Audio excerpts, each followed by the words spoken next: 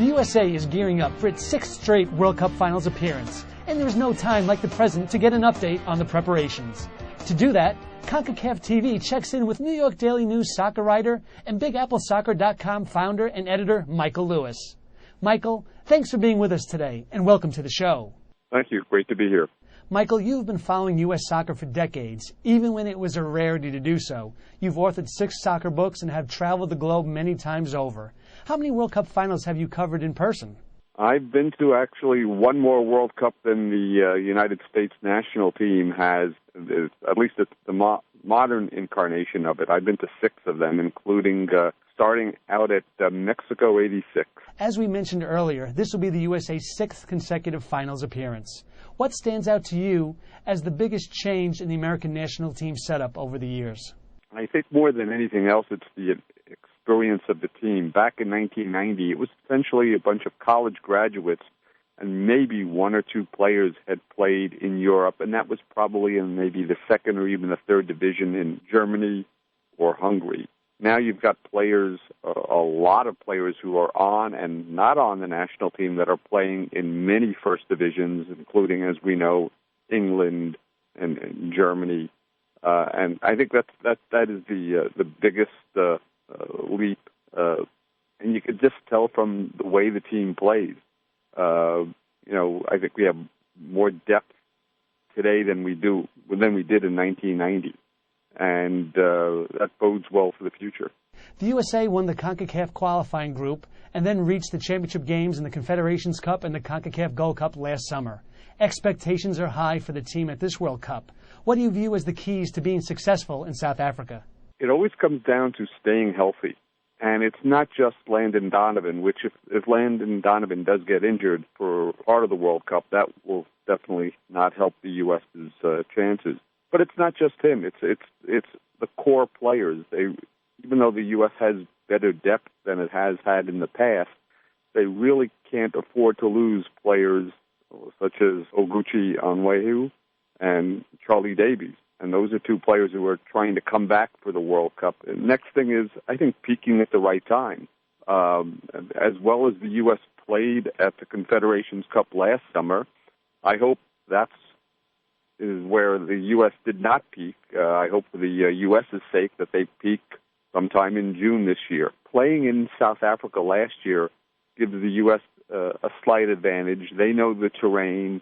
They know what to expect. They've played in the stadiums that they're scheduled to play in the opening round, and I think that's going to give them a bit of a leg up over their opponents in the opening round. Michael, you've just mentioned Charlie Davies and Oguchi Onwehu, and the USA certainly has experienced a rash of injuries to some key players. I want to get more specific with you, and I'm going to give you some names and ask for their World Cup status. First, we'll start off with Charlie Davies of Sochaux in France. He's returning slowly but surely. He says that he's going to be back by June. I think just to play soccer again at the same high level that he was playing will be considered an accomplishment. I think he's a long shot right now. I have to be realistic. Anything more than that, if he is ready, it's one thing to recover from the surgeries that he's had to partake in, but it's another thing to be in tip-top shape and also to find a team to get into that form. How about AC Milan's Oguchi Onwehu? I think he has a better chance of getting back because we're talking about one injury that he could worry about, and from what I've last heard, that he's pretty close to being ready to start training again. Again, the big thing with him, I think he's going to have to find some playing time beforehand. One player who wasn't necessarily battling for playing time was Clint Dempsey, who was having an outstanding season at Fulham before getting hurt. Will he be ready for the World Cup? From the last I heard, yes, he should be. He should be out for probably about a month, and that should be plenty of time for him to come back. And as long as he stays away from injuries, he should be ready to play for the U.S. on the right side of midfield. As a result of these injuries, there are some players on the fringe of the U.S. squad who may become key players. What are your thoughts on Stuart Holden of Bolton Wanderers? It's funny you mentioned that because when you said on the fringe of the squad, that was the first player I thought about. I think he's an up-and-coming player. I think if he's not ready now to do it. I think in the future he'll push Dempsey for the starting right midfield spot. I think he'd be good coming off the bench, but the key to him, and it's not just to him, but it's all the players. Once a U.S. player goes over to Europe, they've got to start. They've got to play regularly.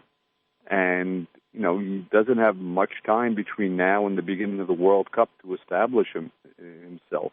How about Robbie Rogers of Columbus Crew? Seems to be maybe a longer shot. He might be the 22nd or 23rd player on the roster.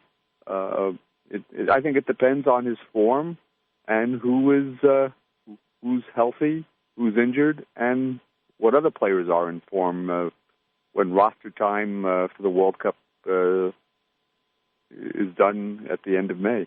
Freddie Adu is now playing club football in Greece with Aris. Can he break his way into the U.S. squad?